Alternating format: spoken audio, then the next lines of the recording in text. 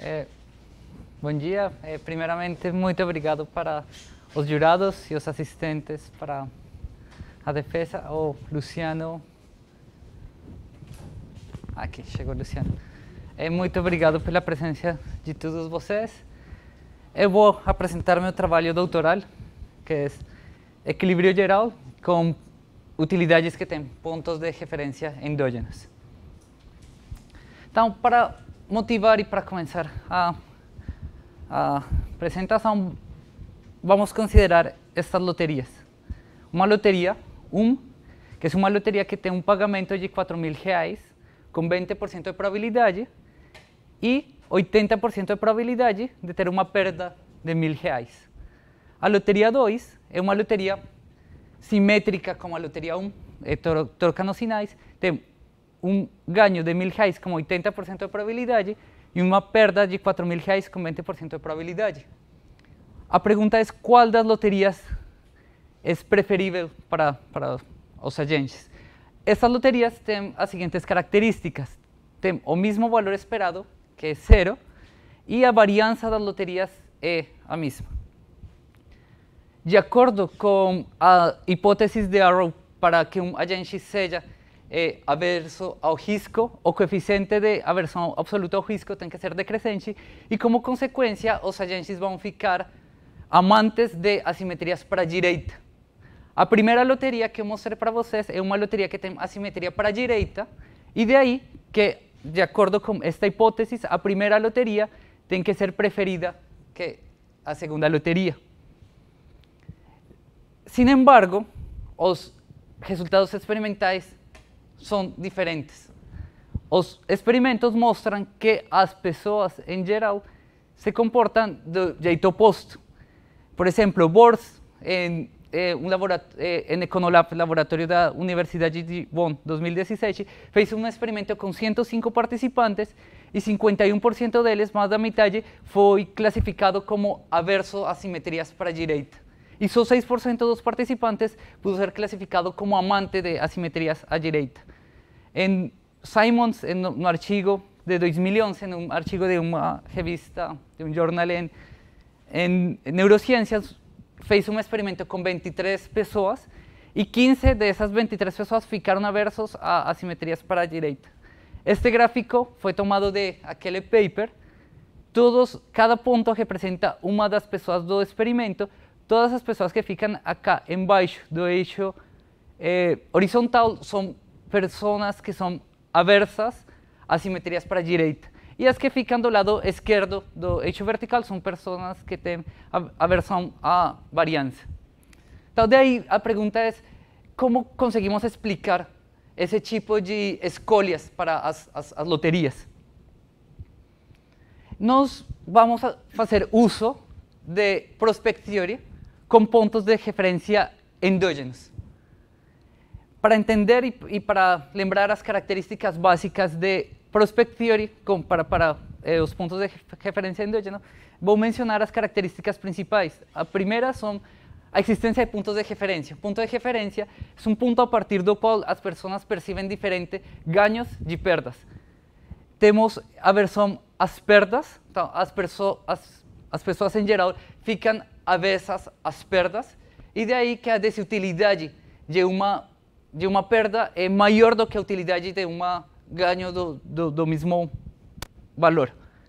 E tem também uma parte importante que é a distorção de probabilidades, mas, no nosso caso, a gente vai trabalhar só com probabilidades lineares, não vamos considerar distorções de probabilidade por enquanto. Como consequência do uso deste tipo de funções de utilidade, nós vamos conseguir fazer um trabalho de equilíbrio geral e precificação de ativos financeiros. Com respeito ao ponto de referência, vamos considerar 3 tipos de pontos de referência. Pontos de referência que sejam fixos e exógenos, que a maioria dos modelos de Prospect Theory consideram este tipo de pontos de referência, no qual o ponto de referência é tomado como a dotação inicial do agente, o endowment inicial, que é o status quo. Fixo e endógeno que vai ser parte do que vou mostrar hoje, o ponto de referência é tomado como o valor esperado da loteria e está relacionado com Regret and Disappointment Theory. O ponto de referência também poderia ser outra loteria. Nesse caso, nós temos um ponto de referência endógeno e estocástico. Então, o ponto de referência vai ser uma loteria esperada e tem a ver com os trabalhos de Kosegei Rabin de 2006 e 2007. Em termos gerais, o primeiro capítulo da tese tem os seguintes resultados. Aquela função de utilidade para agentes que são prospect theory com ponto de referência endógeno, vamos conseguir decompor a função de utilidade em três partes. Uma, que é o valor esperado, uma parte que vai depender da variação dos elementos da loteria e outra parte da assimetria. Com isso, nós vamos definir dois coeficientes, um que vai ser chamado coeficiente de variação, um coeficiente de assimetria. Para entender as propriedades de aqueles coeficientes de variação e aquele coeficiente de assimetria, nós vamos desenvolver uma teoria de funções que chamamos odd-convex, funções que são impar-convexas, que eu vou definir para frente. E entender aquele tipo de funções vai permitir dar propriedades matemáticas e estatísticas dos coeficientes de variação e do coeficiente de assimetria. Quando o ponto de referência é tomado como uma endogenização estocástica, acontece que a parte daquela descomposição que corresponde com as assimetrias some totalmente. E de aí, isso é uma desvantagem de usar este tipo de endogenizações e mostra uma fraqueza que teria esta teoria de endogenização estocástica.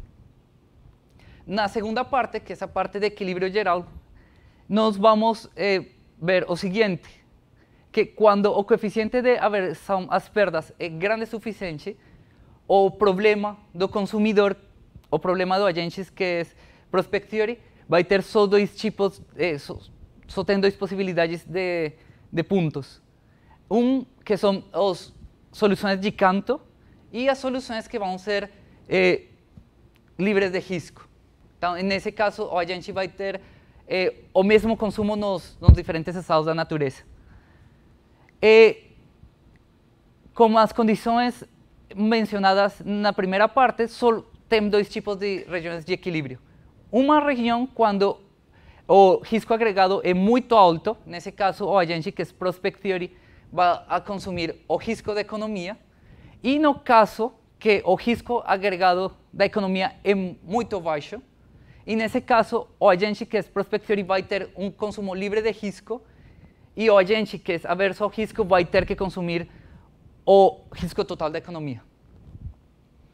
Isto aqui é a descrição geral do trabalho. Então, vou começar a mostrar o desenvolvimento como tal da tese. Então, vamos considerar primeiro funções de utilidade que são dependentes de um ponto de referência. Então, vamos considerar a utilidade de um consumo dado um ponto de referência x como x mais a função μ de x menos eje. Então, de aqui esta função μ, que é a distorção de ganhos e perdas, vai a ter aquela coisa da aversão aquela coisa do ponto de referência e da aversão às perdas.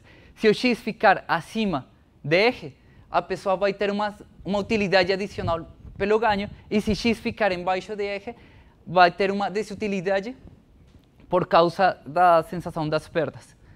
Como nós vamos trabalhar com loterias, então a utilidade de uma loteria, dado um ponto de referência fixo, no caso que o ponto de referência seja tomado como fixo, vai ser o valor esperado da loteria mais o valor esperado da distorção considerada pela diferença da loteria com respeito ao ponto de referência fixo. Isto, como já falei para vocês, está relacionado com Regret e Disappointment Theory.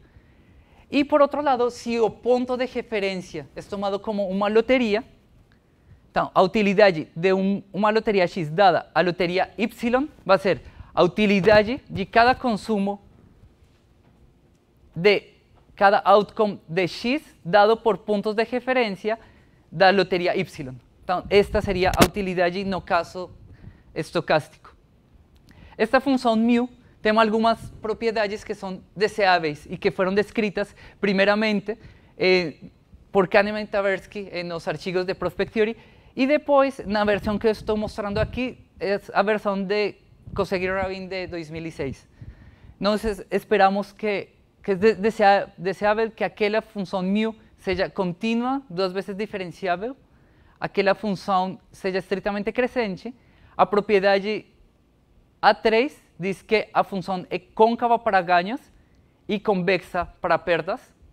E as propriedades A2 e A4 mostram a aversão às perdas.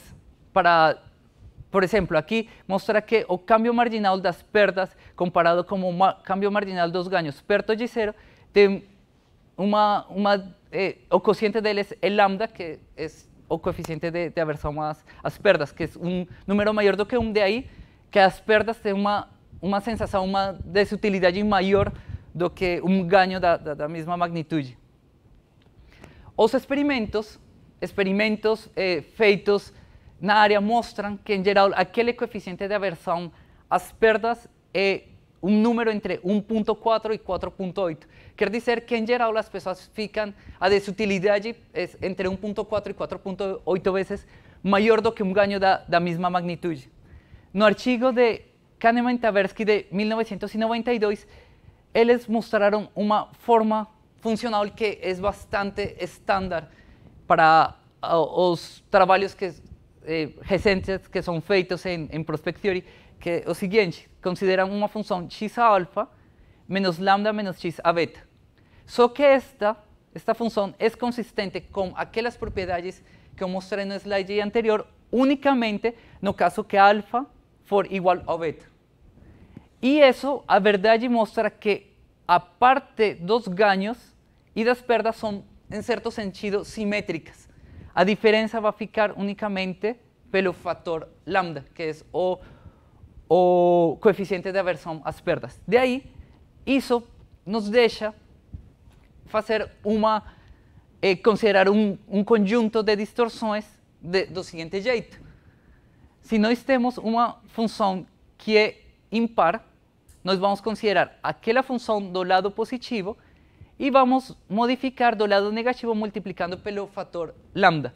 Lembrando que uma função impar, f de x é igual com menos f de menos x, e de aí temos aquela coisa que os ganhos e as perdas têm aquela simetria multiplicada por aquele fator lambda. Esta expressão que está aqui pode ser reescrita do seguinte jeito: o mínimo de f de x e lambda f de x. Aqui no gráfico mostra f de x é a função impar em vermelho, lambda f de x é a função multiplicada por lambda, aqui em verde, e o mínimo fica esta parte de aqui, esta parte de aqui, que é justamente o que nós queremos, que a parte negativa fique modificada pelo fator lambda.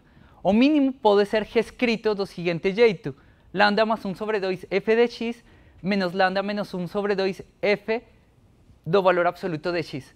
Esta parte aqui, como vamos ver um pouco para frente, está relacionada com o coeficiente de assimetria. Esta parte aqui vai estar relacionada com o coeficiente de variação.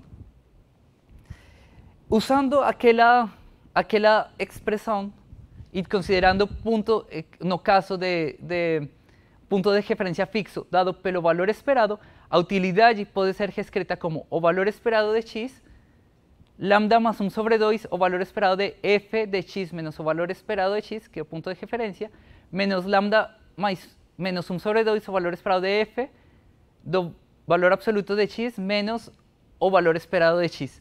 Esta parte aqui é o que nós vamos chamar o coeficiente de assimetria, e esta parte aqui é o que nós vamos chamar coeficiente de variação, respeito da função f. Então, esta é a definição formal.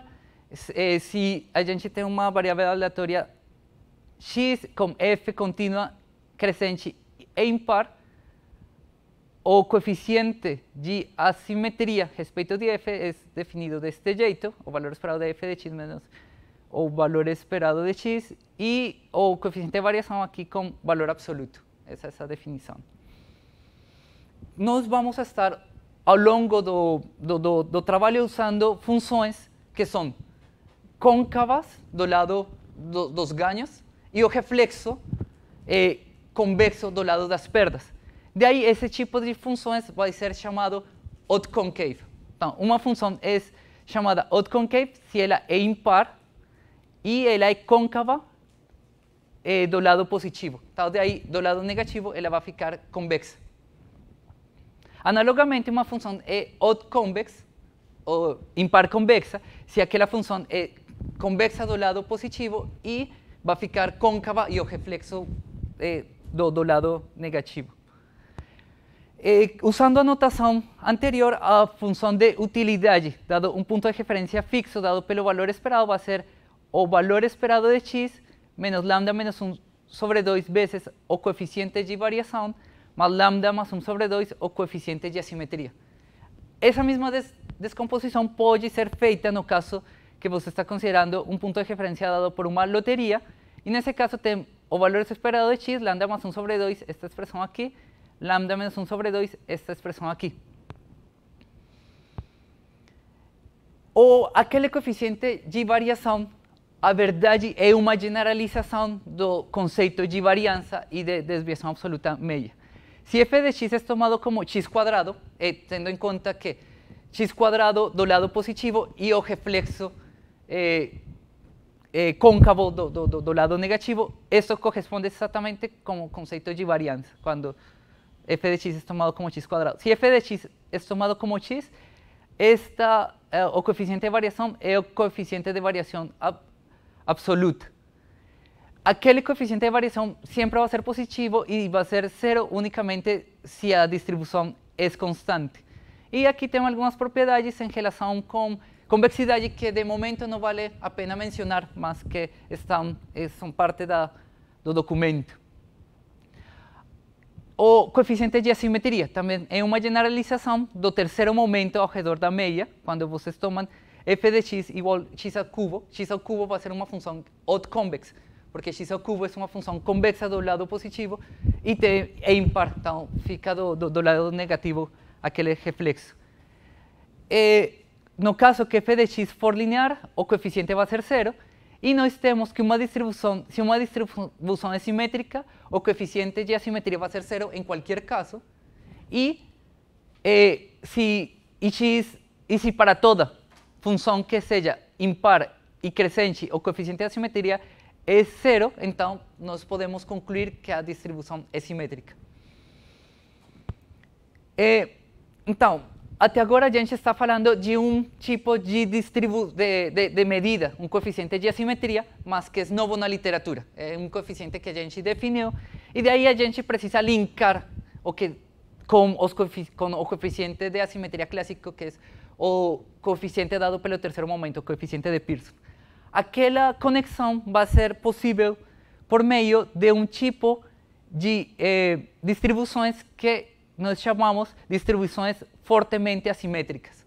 Então, uma distribuição vai ser fortemente assimétrica para a direita se para toda função f que seja crescente e impar convexa, o coeficiente de assimetria é positivo.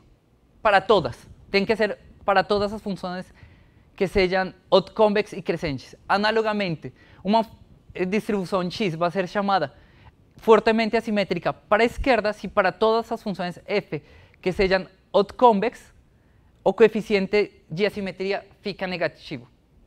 Então, tem duas coisas. A primeira é como vamos conseguir linkar aqueles conceitos usando as funções que são fortemente assimétricas, e por outro lado, esta condição pode ser forte demais, que tem que ser válido para todas as funções f que sejam odd convex. Então, o primeiro teorema mostra a verdade que nas condições deste teorema, se uma distribuição satisfaz estas condições, x vai ser fortemente assimétrica para a direita. Daí, nós conseguimos provar que todas as loterias binárias, onde os ganhos são menos prováveis que as perdas, vão ser assimétricas para a direita.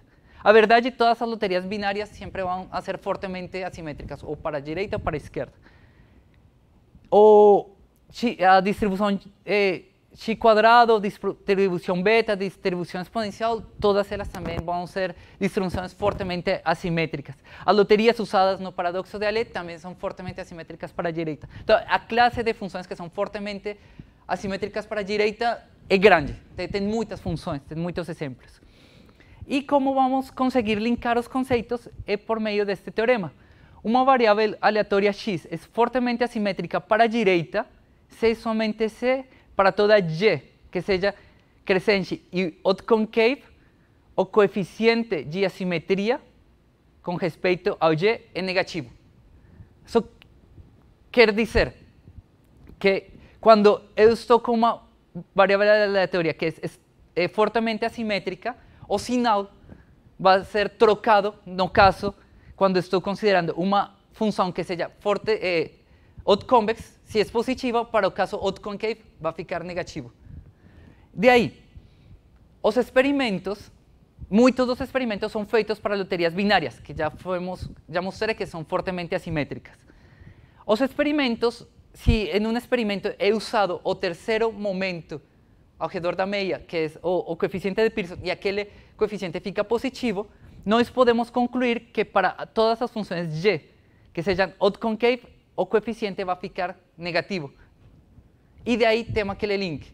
Se um experimento ou se algum trabalho foi feito com assimetria positiva para uma função autoconvex, que no caso é x cubo, para o caso autoconcave, que é o caso de prospect theory, onde a gente tem que os ganhos são côncavos e as perdas convexas, o sinal fica trocado. Este segundo teorema não eu vou mencionar, não faz parte da parte central da tese, mas é um teorema que a gente conseguiu provar. Que se f é uma variável aleatória que é fortemente assimétrica para a direita, então a mediana de x fica menor ou igual do que a meia de x. Tem às vezes é ensinado que que se o coeficiente de assimetria de Pearson é positivo e a distribuição é unimodal, esta relação é válida, mas isso não é verdade. Tem muitos exemplos que mostram que não é verdade. Você precisa de uma condição um pouco mais forte, neste caso, que a distribuição seja fortemente assimétrica para poder garantir esta desigualdade. Não faz parte do núcleo da tese, mas é um dos teoremas que a gente conseguiu provar. Vamos de novo com as loterias iniciais. A loteria L1 é uma loteria que é fortemente assimétrica para a direita. Então, para toda f que é autoconcave, como ela é fortemente assimétrica para a direita, o coeficiente de assimetria vai ficar negativo. Então, daí vai gerar uma desutilidade para o agente. A segunda loteria é uma loteria que é fortemente assimétrica para a esquerda. Daí, o coeficiente de assimetria vai ficar positivo. E isso aqui justifica que nos experimentos, se as pessoas são prospect theory, vão preferir a loteria L2 por cima da loteria L1. Em geral, as pessoas vão ficar aversas a assimetrias para a direita. Nosso modelo, nós estamos trabalhando que a utilidade está descomposta em três partes. Uma parte do valor esperado, uma parte do coeficiente de assimetria, uma parte do coeficiente de variação. Isso está relacionado com modelos que já existem, modelos que é o modelo de três momentos de CAPM, que no caso o que faz é uma expansão da função de utilidade até a expansão de Taylor até o terceiro grau, e tem que aquela expansão considera o valor esperado, considera aqui a variança e considera o terceiro momento ao redor da meia. Então, como hipótese geral daqueles modelos de terceiro momento de CAPM, esta parte aqui fica positiva e os agentes vão ficar amantes de assimetrias para a direita, mas como eu mencionei para vocês, não é o caso. Os experimentos mostraram o contrário. Por outro lado, a aproximação feita por meio daquela tomar a série até terceira ordem não é uma boa aproximação se você fica muito longe do ponto central. Por exemplo, aqui em vermelho tem a função côncava e em verde você tem a aproximação por meio de uma função cúbica. Se você fica muito longe do ponto central, a aproximação é não é boa. Daí você não consegue que o modelo não é um bom modelo de precificação quando você tem que alguns dos outcomes da loteria fica muito longe do valor esperado. E a nossa resposta é, e que é um dos projetos que nós temos, fazer um modelo tipo de terceiro momento, mas usando nossas medidas de variação e de assimetria, que a verdade são uma descomposição da função de utilidade. Agora, o que acontece no caso que o ponto de referência é tomado como a loteria esperada, que é quando o ponto de referência é estocástico. Quando o ponto de referência é estocástico, tem esta descomposição, e a loteria esperada, a verdade, o que é mostrado nos artigos de Kosygin-Rabin, o y, que é o ponto de referência, vai ser o mesmo x. E de aí, esta parte aqui vai sumir em todo caso. Então, a verdade, quando o ponto de referência é justamente a loteria esperada, que é justamente x, aquela função de utilidade vai depender unicamente do valor esperado da loteria e de uma medida de dispersão. Daí, não é um modelo que consiga explicar decisões quando as loterias têm diferenças nas assimetrias. Então, este modelo tem aquela fraqueza, aquela desvantagem. Vamos agora com a parte de equilíbrio geral. Vamos usar aquelas funções de utilidade que eu já mostrei para vocês para um problema de equilíbrio geral. Vamos considerar uma economia de Arrow de Abreu com dois estados da natureza, com probabilidades dadas por π, 1 menos π, dois agentes, um deles vai ser averso ao risco e outro que vai ser prospect theory, com dotações iniciais dadas por ωi e preços no simplex delta 1. Então, o primeiro teorema, que este é o caso quando o ponto de referência é exógeno e fixo. Nesse caso, o ponto de referência é dado pelo endowment inicial do agente.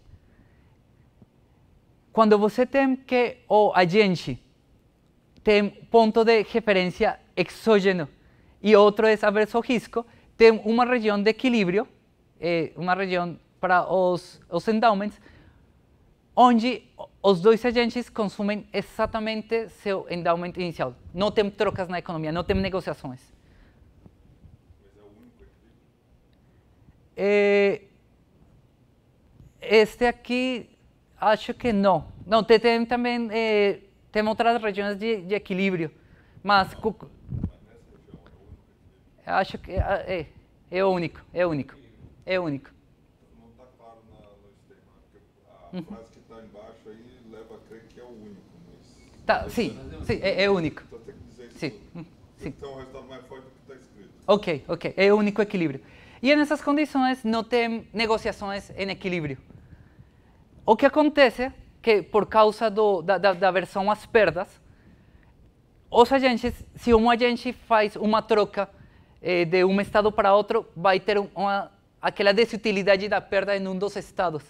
Então, daí ele não vai ficar com vontade de trocar, que é o que acontece. E outro agente, como não tem trocas, um dos agentes não troca, outro agente fica obrigado também a não trocar.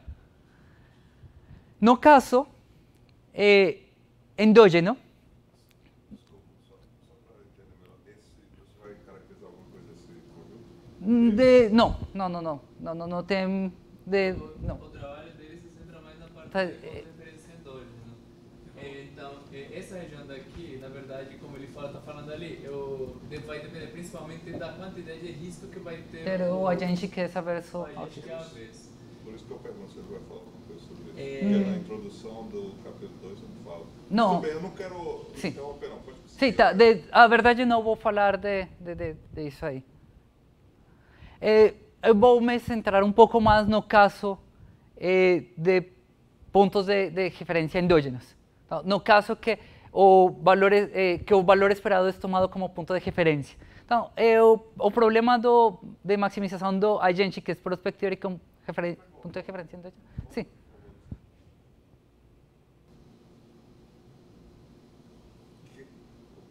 KT aí é o Kenneth Tversky. Sim. Você pode voltar uma... aqui. Qual é a definição do canon Tedeschi? Espera aí. Acho que está no termo seguinte, mas está bem definido lá. Sim, a verdade é um agente Kahneman Tversky que vai ser um agente que tem esta função de utilidade, que é com um ponto que tem esta função de utilidade e o ponto de referência é dado pelo endowment inicial. Sim, exatamente. No meu caso, que é o caso endógeno, eu vou tomar o ponto de referência, que é prospect theory, com ponto de referência endógeno. Então, daí o ponto de referência não vai ser o endowment inicial, o ponto de referência vai ser o valor esperado da loteria. Então, nesse caso, que é o que está aqui, tem o agente vai maximizar o valor esperado da loteria e o valor esperado da distorção de x menos o valor esperado de x, que é o ponto de referência. O primeiro teorema que caracteriza a solução do consumidor, solução do agente.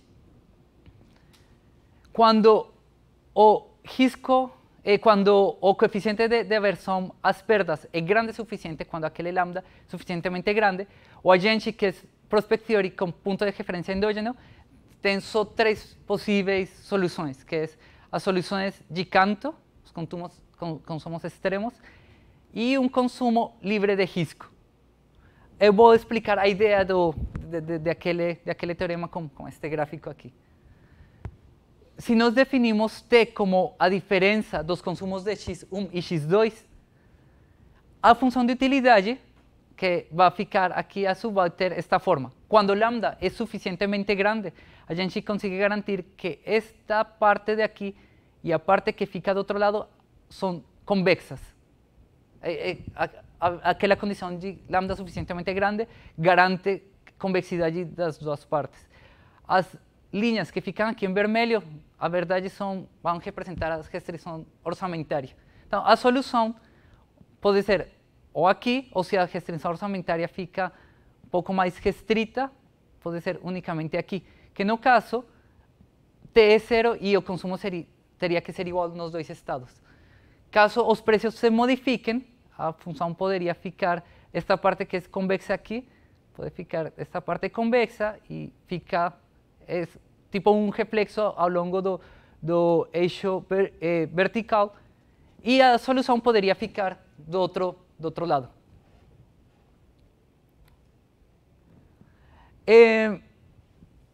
A caracterização da demanda do agente, nesse caso, é a seguinte. Deixa eu só entender. Sim. Você falou que x1 menos x2 é a diferença no consumo entre o agente 1 e o agente 2. Não, não. Estado 1 e estado 2. Você falou exatamente os agentes, mas tudo bem. Cometi um erro. É a diferença dos consumos nos dois estados. E esta é a função de utilidade. Agora estou caracterizando unicamente o agente que é prospect theory. Estou fazendo a solução do problema do consumidor para o agente que é prospect theory. De momento, não tem nada a ver com o outro agente. Aqui não tem equilíbrio, só é a solução do problema do consumidor. Tá? Então, só estou falando de aquele agente. Esta é a função de utilidade de aquele agente, e a solução do problema do consumidor para aquele agente tem só esses três possíveis pontos. Agora, a caracterização da demanda em termos dos preços é a seguinte: o agente vai se especializar em dos estados se o preço ficar entre 0 e é um preço baixo, quer dizer, um preço que fica embaixo da probabilidade objetiva do estado. Então, temos estas duas constantes e o preço vai ficar entre 0 e π menos aquela constante. Vai ter um consumo intermediário ou um consumo livre de risco, no caso que o preço fique em um intervalo ao redor da probabilidade objetiva. Então, fica π menos uma constante, π mais uma constante. Tem um intervalo de preços onde a solução é o consumo livre de risco. E se o preço ficar acima daquele valor π mais essa segunda constante, o agente vai escolher ou vai se especializar no segundo estado. Algumas propriedades daquelas constantes são estas constantes são decrescentes em ômega e são crescentes em lambda. Se lambda cresce, este intervalo vai crescer. O que quer dizer que, à medida que lambda é maior, a gente vai aceitar mais preços nos quais ele vai ter um consumo livre de risco. É o que quer dizer isso aqui. Bom, é legal você ter essa caracterização em três partes, mas o preço é definido endogenamente no equilíbrio, né? Então, essas condições... Sim, estas são, por agora, estou definindo só o problema do consumidor. Ele é tomador de preços. Agora vou fazer o problema de equilíbrio quando ele está tem que uma economia como outra gente. De momento, ele é tomador de preços. O problema seguinte vai ser equilíbrio. Exatamente. De momento, só estou caracterizando a solução do problema de consumidor para o agente que é prospective com ponto de referência endógeno.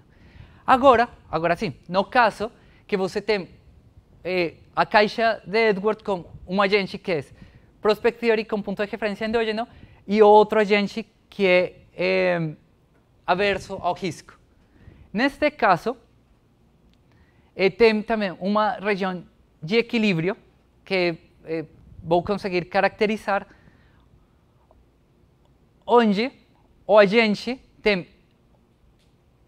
que é prospective tem exatamente o mesmo consumo nos dois estados da natureza. Ele fica como um consumo livre de risco. E daí, o agente que é averso ao risco tem que consumir o risco total da economia. Para entender aquela região de equilíbrio, vou mostrar um exemplo na caixa de Edwards. Considere um agente que é averso ao risco e outro agente que é prospective com ponto de referência endógeno. Então, tem a função de utilidade, tem estas três partes. Vamos tomar f de x raiz de 8x para fazer que as contas sejam tranquilas e tomando o reflexo, na verdade, o reflexo convexo do lado das pérdidas. De aqui, as três possibilidades de pontos de solução para o agente que é prospective são os pontos que já descrevi com as respectivas utilidades, e quando você considera as condições de primeira ordem com o agente que é averso ao risco e você considera market clearing, você consegue ver que este ponto, que o primeiro agente vai ter um consumo especializado no primeiro estado, se somente se tem esta relação entre os endowments, que no fundo está dizendo que o endowment, que o risco agregado é alto. Se o risco agregado é alto, vai ficar que a solução é este ponto. Se o ponto que é livre de risco vai ser uma alocação de equilíbrio, se o risco agregado da economia é baixo, é menor do que esta quantidade.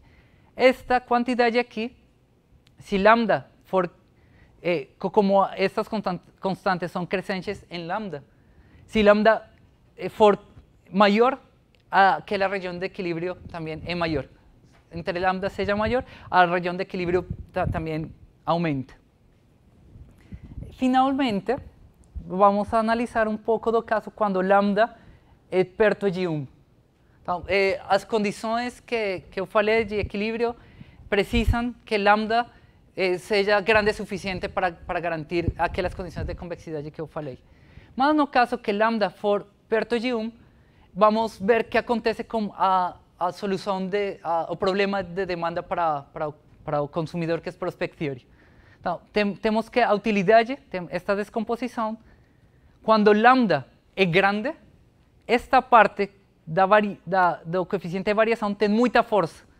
E, no fundo, desde o ponto de vista da optimização, isto vai implicar que o agente fica muito averso ao coeficiente de variação e, por isso, ele vai ter o mesmo consumo nos dois estados, se o lambda for muito grande.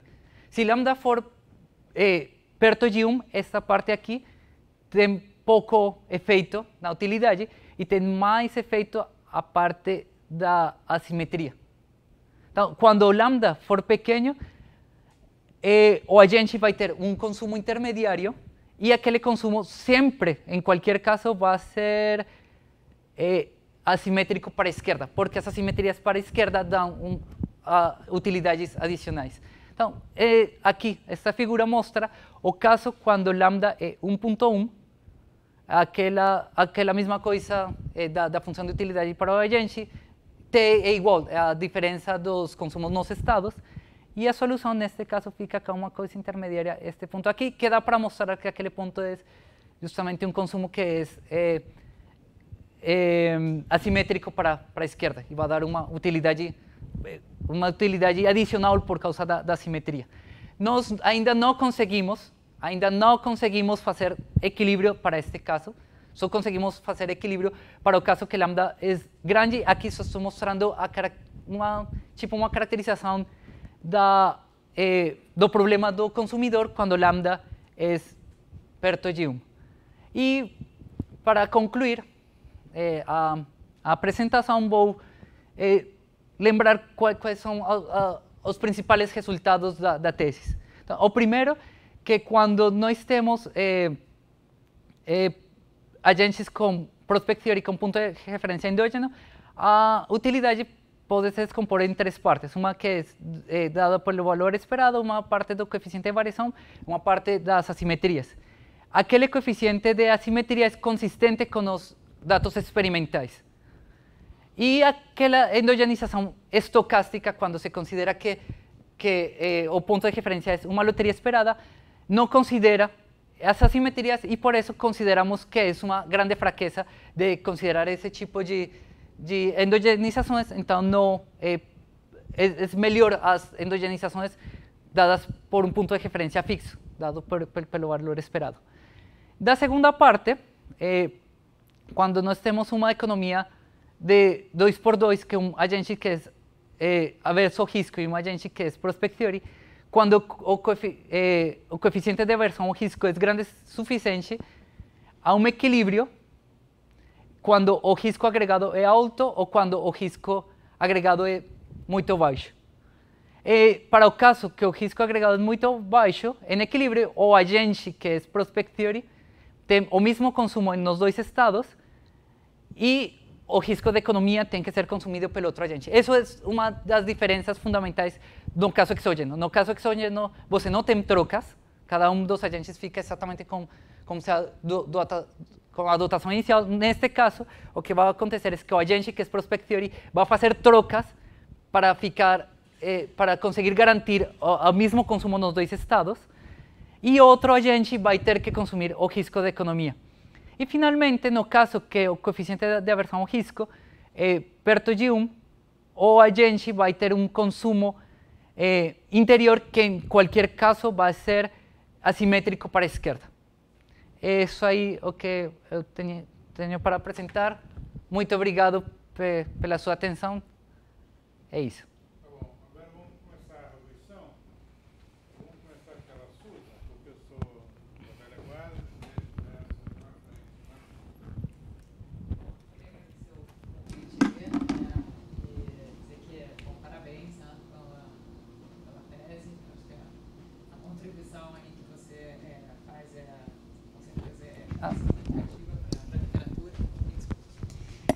Essa é uma literatura.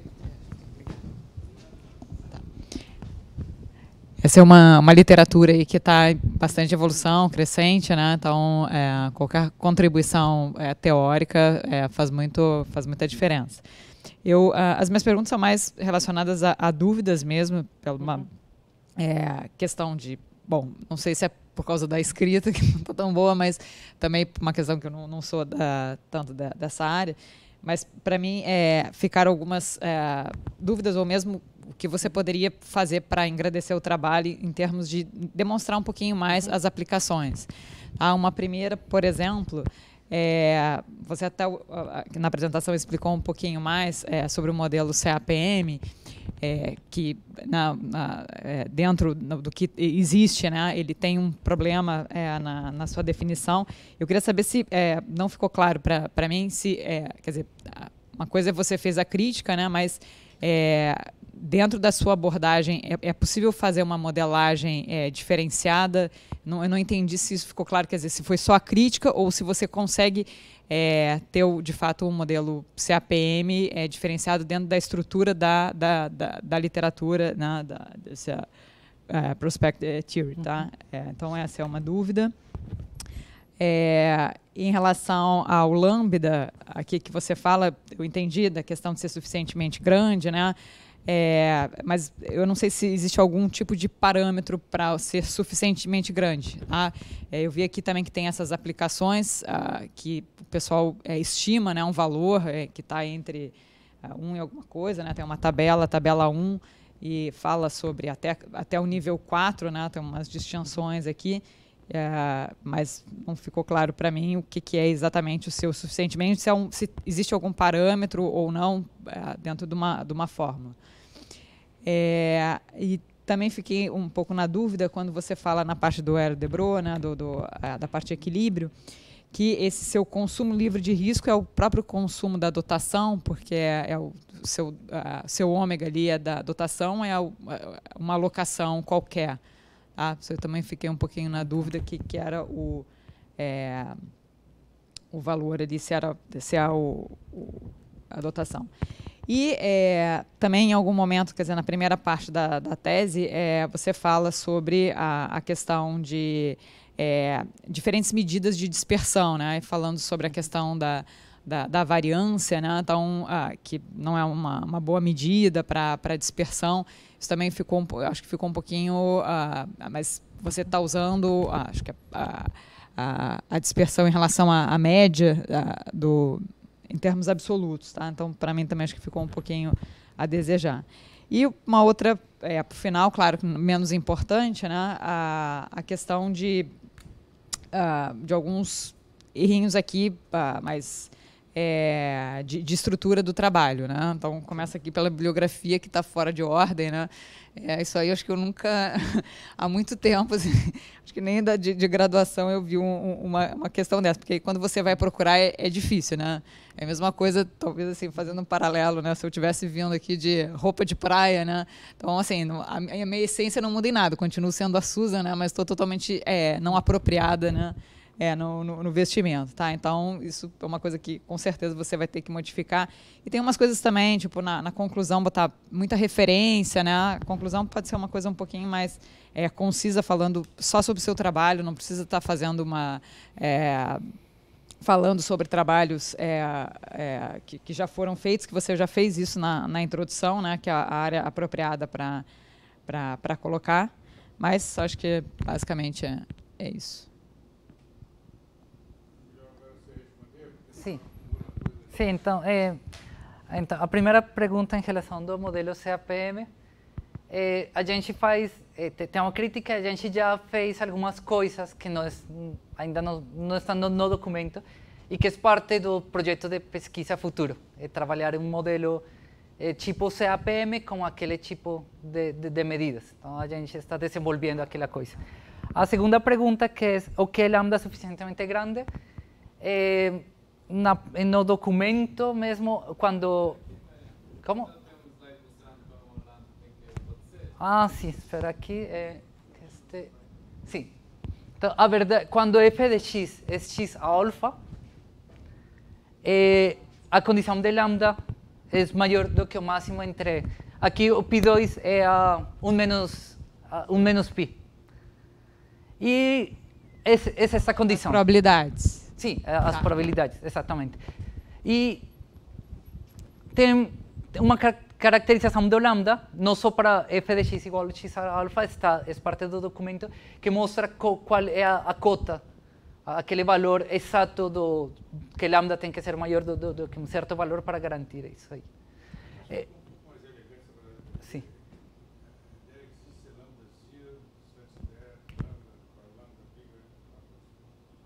Ok. Sim. Sim, fica mais elegante. Sim. No outro slide você coloca by the way, lambda 0. Ok, sim.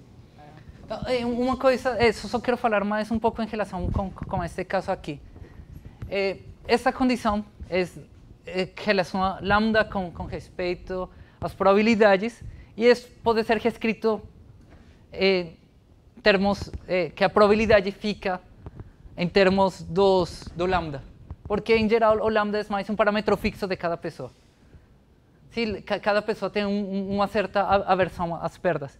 E o que é mostrado aqui que no caso que lambda é 2,25 e alfa 0,88, que tem alguns experimentos que calculam, por exemplo, Kahneman, Tversky 92, calcula esses parâmetros, a probabilidade, ou a probabilidade para a qual você tem existência de equilíbrio é qualquer probabilidade que fique entre esses dois números. Na verdade, tem uma grande quantidade dos valores das probabilidades nos quais você consegue garantir equilíbrio.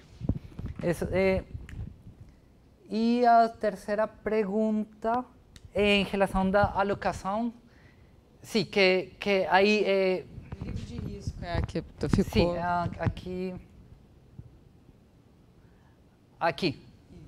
Sim, aqui estamos considerando o problema de um agente, então ômega é a dotação do agente que é prospectivo. Então, este ômega é a dotação não, mas é isso que eu queria confirmar. Sim. Essa daí é da própria dotação. Exatamente, exatamente, é isso aí. E daí os outros são as observações que... sobre...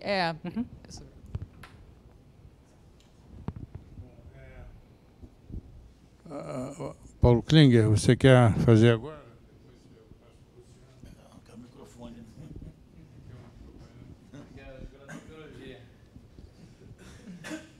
Obrigado, meu amor. Por que você botou as referências fora de ordem?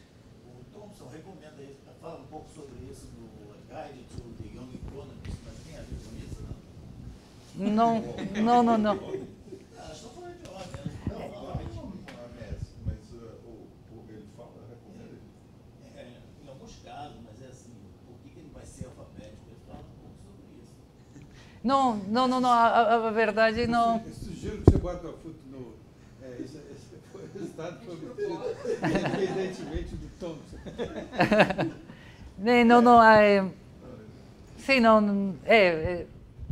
Foi uma coisa que não considerei no momento, mas que tem que ser... Tem que ficar em ordem alfabética ou numerada? Sim.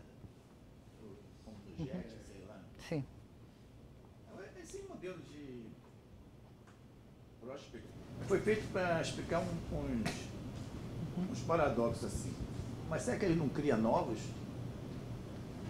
Sei lá, uma situação em que a utilidade esperada responda bem, ele vai dizer uma coisa ao contrário, talvez, não? Sim, o que acontece é tem muita evidência experimental mostrando que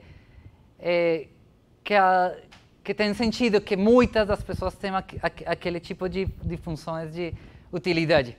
E tem muitos trabalhos considerando justamente esse tipo de funções de utilidade na economia tradicional. De momento não sei se isso vai criar novos paradoxos. O objetivo... Talvez não seja tão difícil assim, não? Tem alguma coisa meio imediata, assim, porque é muito especial. Sim, não. Tem vários problemas que surgiram depois das definições. O Azevedo e Gottlieb é o primeiro problema. Não, em relação à existência e equilíbrio, tem quando você tem o caso do Azevedo e Gottlieb, quando você tem que a possibilidade de criar loterias com probabilidades muito pequenas e ganhos muito grandes, que é o caso de Azevedo e Gottlieb, que o problema é exatamente esse. Caso você tenha esse tipo de problemas, esse tipo de casos, você vai ter realmente a dificuldade de existência, porque os agentes nunca vão maximizar. Mas tem outros problemas, por exemplo, como às vezes tem problemas de consistência intertemporal. É uma das coisas que tem sido se pergunta bastante por esses modelos por causa dos pontos de referência. Mas eu não sei se é essa a pergunta dele ou não. Não, mas Sim. tem assim. Um exemplo assim De algum... Dominância laboratório, então, obviamente o cara não vai se comportar dessa forma. Deve ter, não? Sim, Esse critica. tem muita literatura. Eu teria que procurar. De momento, eu não tenho Talvez como você bote, responder. procura e adiciona no... Sim, isso. Porque você está falando de existência de equilíbrio, né? Não, Eu tô não, estou mesmo- falando no geral, É. que existem várias propriedades da teoria clássica, por exemplo, a dominância estocástica, tem propriedades como consistência intertemporal, consistência dinâmica, que quando os modelos sentam, às vezes tem problemas em relação a isso. Eu sei. Mas no caso da dominância estocástica, depende Não, muito da isso é muito abordagem. interessante.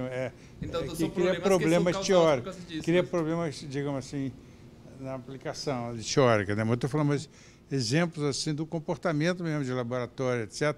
Dizendo que as pessoas não têm essa... São pessoas mais standard, não é isso? Sim.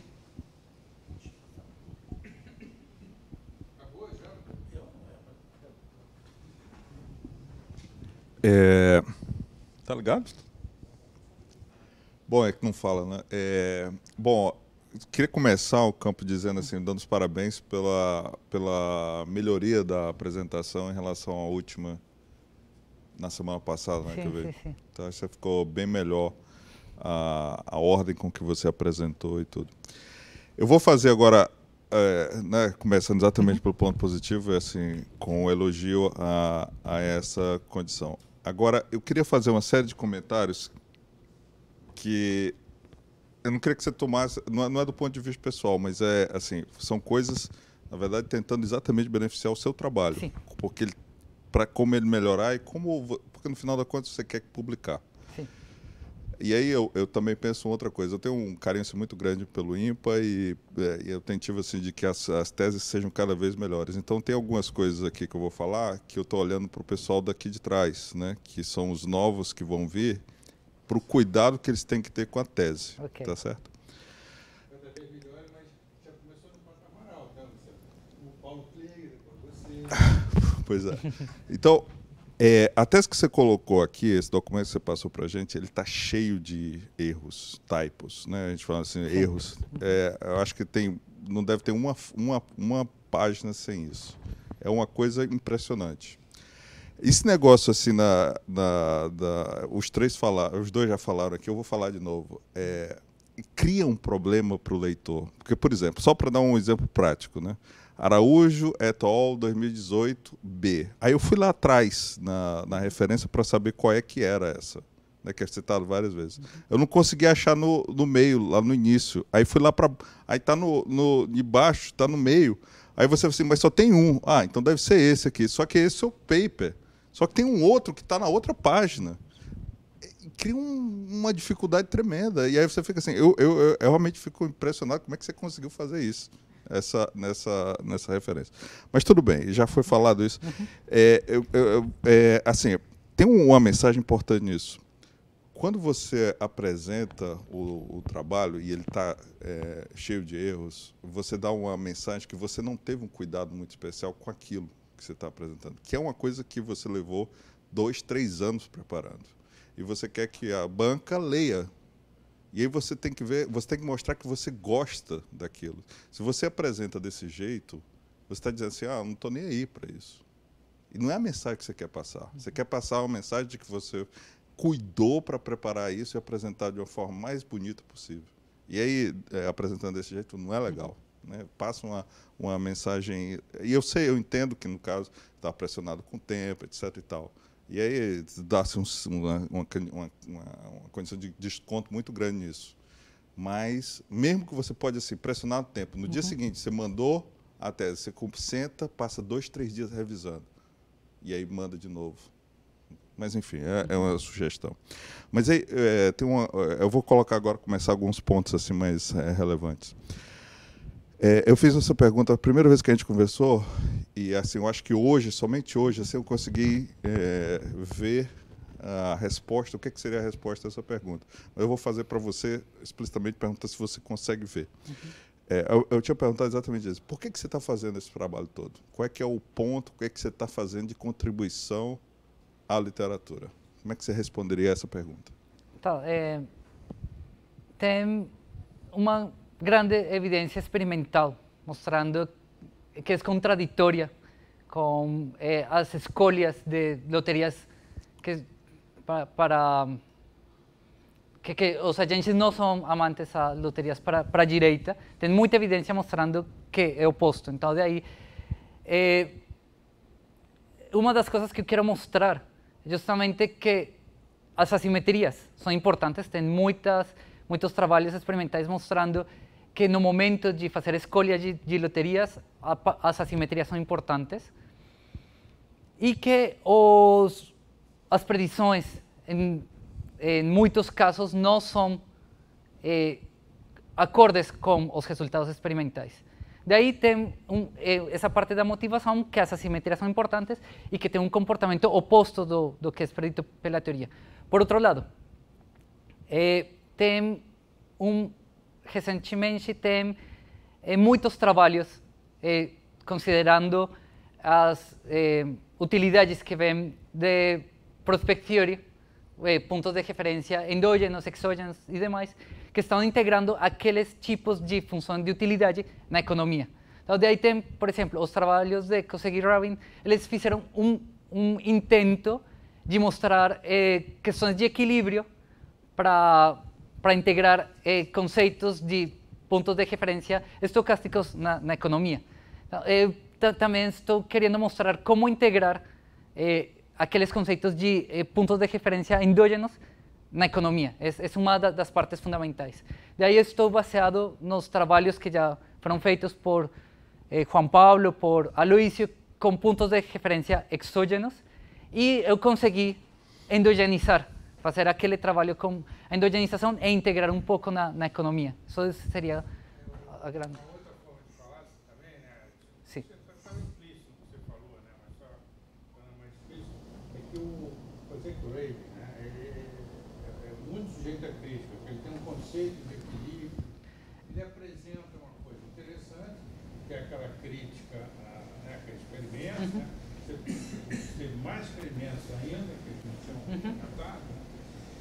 Mas eles têm um conceito de equilíbrio que é um horror, né? Eu estava lá na NYU, né, dando uma palestra lá, e depois me chamou para almoçar, para jantar, né? O FIOC e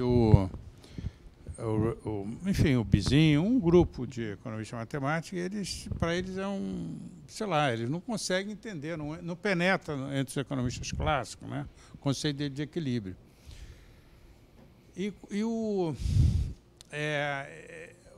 Uma das características da tese também é essa, que quando ele fala, ele traz para o equilíbrio mais tradicional, sem entrar num conceito de equilíbrio que o Kosek e Rabin... O Rabin é obviamente um cara muito interessante, é um cara que já ganhou a Clark Medal, né? Um cara candidato ao Nobel, coisamente se fala dele, né? Mas tem umas coisas que não tem diálogo com os economistas mais clássicos. E ele conseguiu pegar um pouco do espírito, né, e trouxe para os economistas mais clássicos.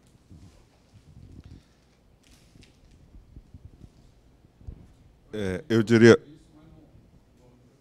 Não, pois é, mas exatamente, isso é importante ficar muito claro. Eu acho que do que você falou tem o finalzinho, e o que o Aloísio falou é como eu resumiria. O que você está pegando é o Kosek e Rabin, está identificando um problema neste paper e está sugerindo uma melhoria. É neste ponto que está a contribuição do primeiro capítulo.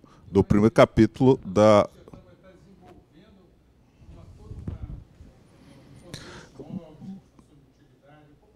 Tá, mas eu vou falar um pouquinho sobre isso. E no capítulo 2 tem a parte de equilíbrio, que é a motivação exatamente estender os casos que você tem equilíbrio para adquirir, para cobrir esses agentes.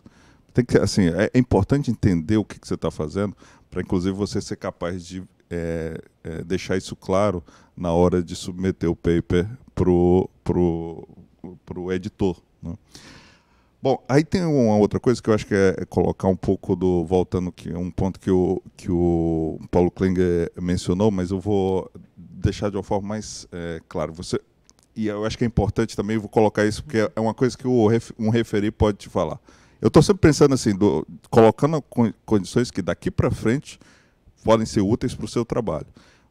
Uma coisa que pode ser, vem cá, Azevedo e Gottlieb provaram que se você tiver uma economia com esses caras, com esse Prospect Theory, então as firmas têm lucro infinito.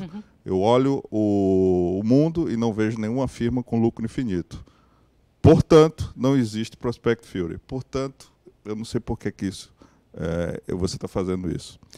Obviamente, eu estou descolocando de uma forma bastante negativa, mas é exatamente para forçar você a pensar como você responderia isso. Eu não sei se você quer tentar alguma coisa aqui.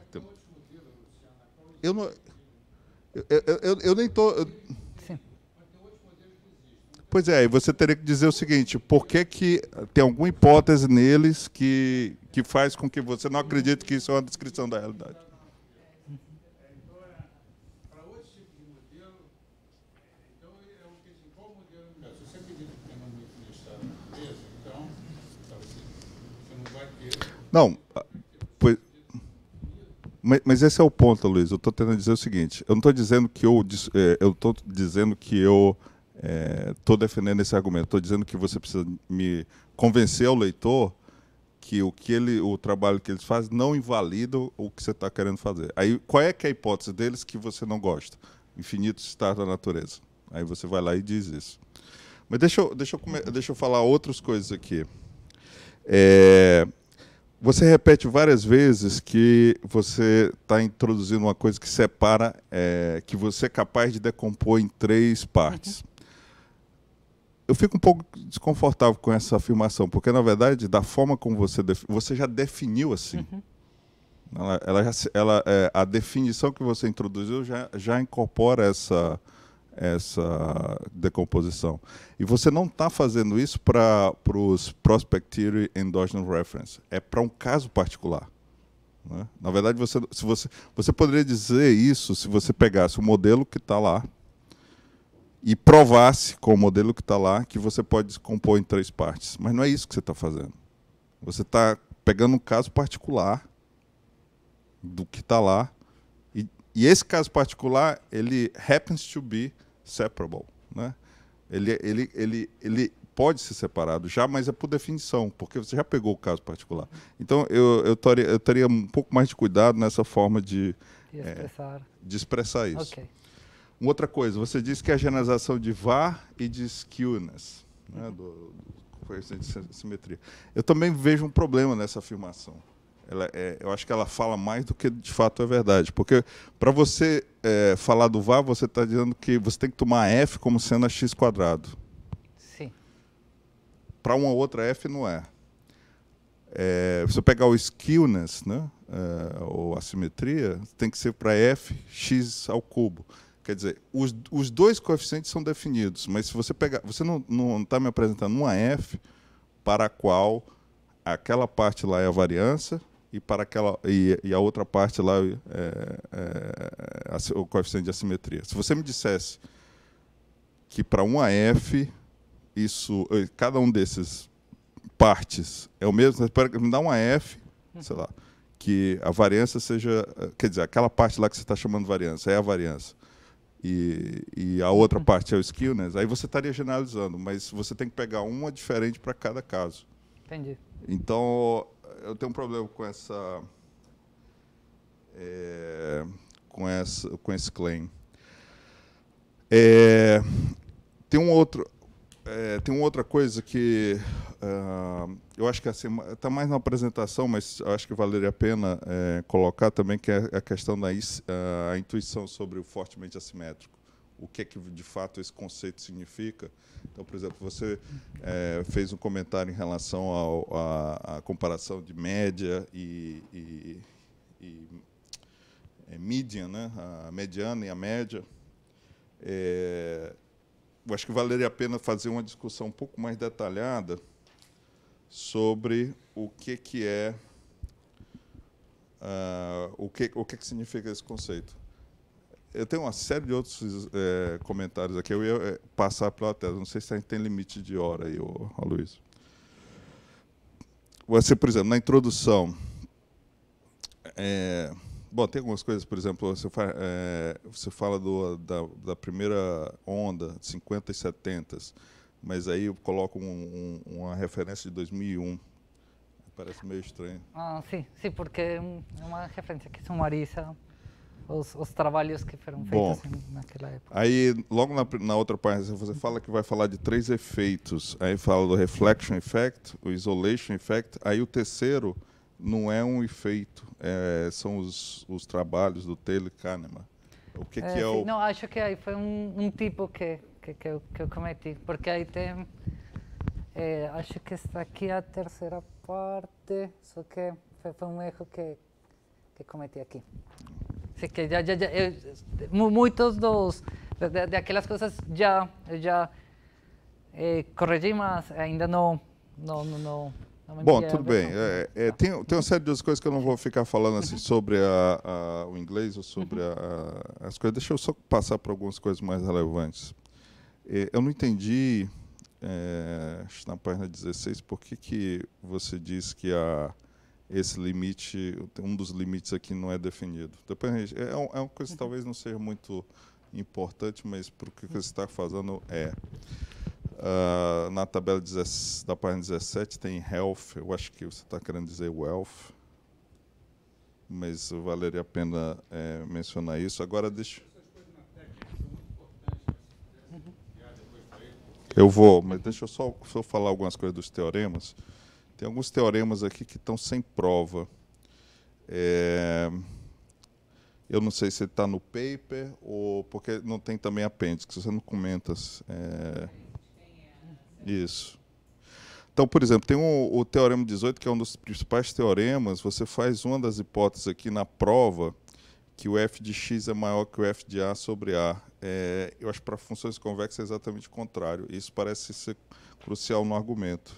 Eu não consegui ver, isso aqui é no teorema 18. A prova do teorema 18 em si.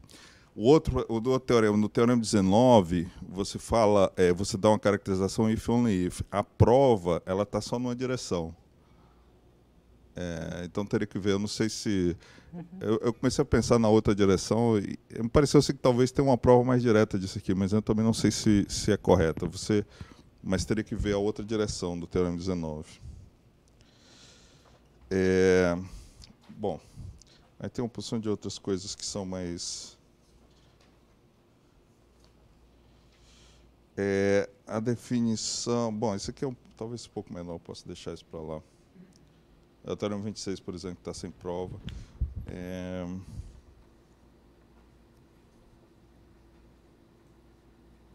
Eu vou parar por aqui. Tem algumas outras coisas que são mais de adição.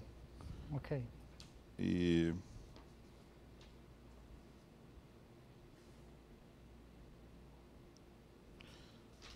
acho que tá bom. Obrigado. Tá, Luciano, muito obrigado.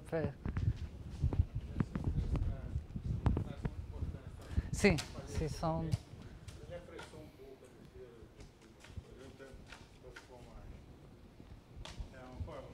Tudo bem?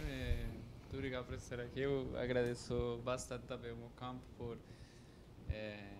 por aceitar o desafio que começou há já uns bons 3 anos quase, no qual a gente começou a trabalhar como consequência de que a gente começou a analisar casos de prospective e temos a intenção de aplicar modelos dinâmicos, e para isso a gente precisava lidar de maneira adequada com pontos de referência endógenos, porque de maneira pontos de referência exogenamente definidos você não pode implementar um modelo dinâmico. E começamos a analisar uma série de propriedades que resultaram realmente no trabalho que temos aqui na frente, que eu me sinto bastante orgulhoso de ter ajudado a fazer.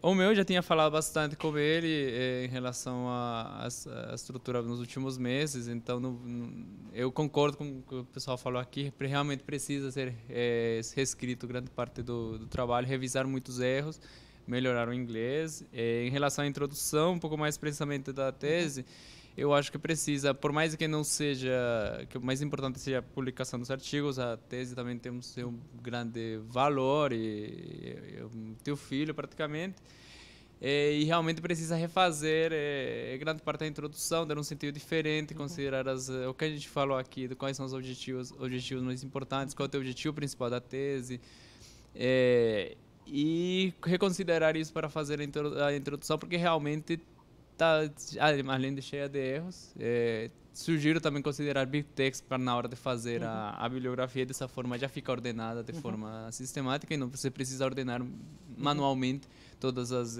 referências. Uma coisa um pouco técnica aqui, eu já há tempinho não tenho sido tão confortável em relação a chamar o ponto de referência fixo quando você está referindo a ponto de referência determinístico, pois, na verdade, eu prefiro mais a palavra determinístico mesmo, porque a diferença é que você pode mudar ou não mudar, dependendo do estado de natureza no qual você estiver. Então, eu sou mais a favor do nome determinístico, e já que até no caso exógeno, você pode ter o caso em que o ponto de referência seja estocástico. No caso em que os endowments sejam diferentes entre os estados futuros, a pessoa pode considerar ou a média dos valores ou pode considerar mesmo o valor específico em cada estado. Então, nesse caso seria estocástico, mas nesse caso seria exogenamente definido. Então, ali fica um pouco confuso o negócio de fixo. Ali é fixo, mas é estocástico. Então, é melhor usar a palavra determinístico mesmo. Ele é mais claro. Também eu acho que vale a pena, no caso do trabalho no segundo capítulo, falar exatamente o que eles mencionaram. Qual é a diferença da região, no caso de ponto de referência endógeno com ponto de referência exógeno. Então, no caso, por exemplo, que você tem um exemplo ali, dá para fazer o exemplo no caso exógeno e comparar as duas regiões e ver que realmente eu vou botar de forma mais explícita a diferença. E falarem exatamente a importância disso aí, porque na verdade as condições do caso endógeno são muito mais interessantes e bonitas e tem mais intuição do que no caso exógeno. Isso aí é fato. Então é bom sempre destacar qual é o valor do teu trabalho e comparar com umas coisas que já tinham sido feitas. Até pode criticar o trabalho do artigo, não tem problema que a gente assume essas críticas. No caso exógeno, nas outras coisas realmente precisa mais a parte escrita e não tem mais o que dizer. As outras coisas já tinha falado antes. Legal. Bom, muito obrigado aí a banca aí, os comentários são muito interessantes. O Luciano, o Paulo Klinger, a Susan, o Pablo, que é co-orientador, na realidade ele é parte também deixa eu contar um pouco a história do campo, né, que eu achei muito interessante. Então, tinha um paper, tem duas origens, digamos assim, né, da tese do doutorado. Uma é que tinha um paper com o Juan Pablo, né, e que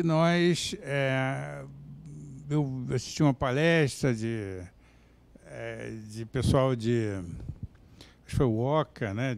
Tinha o Wiskloven falando de coisas de Kahneman Tversky, né? Algumas pessoas de Decision Theory foram um pouco na direção de Kahneman Tversky, de Prospect Theory, embora a maioria não goste, né? Então, mas eu achei interessante, a gente tentou botar no paper e o referido econométrica rejeitou muito a ideia, né? A maioria rejeitou, a gente acabou tirando o paper, né? Mas tinha alguns que deram essa sugestão de ponto de referência exógeno, né? Do paper do Gould, que é um paper já entre mais clássicos. Agora, por outro lado, o campo, ele tinha ido para a Colômbia, ele ficou até um ano lá, interrompeu o doutorado dele, aí ele chegou aqui no IMPA e cheio de ideias de behavior, né? E eu falei, meu Deus do céu, porque eu respeito muito meus alunos, a inclinação que cada um tem, né? E de um lado o Heleno veio com umas coisas de como é que é, aquele negócio de fuzzy sets, né? Como é que a gente faz isso? Aproveita que o cara tem, né? Porque é um ímpeto do cara, né? Então, E o ímpeto do campo foi um negócio não sei de qual ele pegou na Colômbia, mas chegou aqui que ele queria behavior. Aí meu Deus do céu. Aí eu lembrei que tinha esse paper, o referido, né, com o Juan Pablo, do paper com o Juan Pablo. Então vamos aí, a gente estimulou ele, né? E ele foi espetacular, né? Obviamente o Juan Pablo conversou até mais com ele do que eu, né? Desse ponto de vista. Mas ele demonstrou uma criatividade muito grande, né? Muito... e uma perseverança assim, de uma coisa que é diferente do que a gente fez, né? Espero que o Paulo Klinger e o Luciano e a Suzy não comecem a pensar mal de mim, porque eu e o Juan Pablo fomos um pouco nessa direção de behavior, que é um pouco um anátema, né, para os economistas clássicos, né? Não espalha muito não, viu, Paulo? Mas, enfim, mas ele quis fazer a coisa, e eu acho que foi muito interessante, acho que são resultados muito bonitos, traz um diálogo, né, com a teoria clássica e principalmente foi muito difícil essa parte já mencionei aqui, né, do José Corabi, né, que é muito, eu ficava apavorado. Ele desenhava uns caras no quadro, que o cara ia para o México, ia para o Brasil, não sei, de personalize aqui, eu não entendia nada que ele estava falando. E, de repente, ele mudou, né? Eu usei a palavra até para o FO, que está tudo, não, isso aí não faz sentido. Não, tem um aluno que está domesticating José Corabi, né? Eu usei essa palavra. E realmente, né, do ponto de vista nosso, né, que é mais economista clássico, ele conseguiu aproveitar algumas coisas muito interessantes, né, e fazer um diálogo com a economia. Eu estou muito bem impressionado, tá? Parabéns, eu não vou falar muito aqui. Eu só peço que a audiência se retire, tá? Como é a praxe, tá? Você já conhece qual é a praxe, né? E a banca vai deliberar, tá? Você também não vai ficar presente, tá? Sim. A tese pode ser de behavior, mas a gente não vai tão longe assim.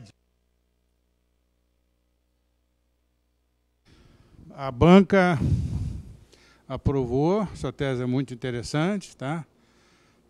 Você vai ter que fazer um trabalho de redação.